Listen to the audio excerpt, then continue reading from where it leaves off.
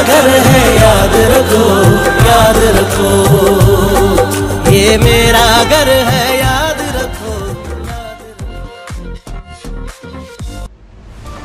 अस्सलामुअलैकुम, आप देख रहे हैं ANY न्यूज नेटवर्क। मैं हूं मोहम्मद एहसन।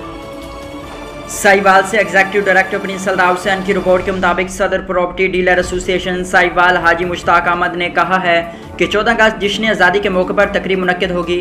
तकरीब में तमाम ओहदेदारान मेम्बरान शिरकत करेंगे और जश्न आज़ादी की तकरीबात मनाएंगे। ये बात हर दिल अजीज़ सदर हाजी मुश्ताक अहमद प्रेस ब्रीफिंग में बताई।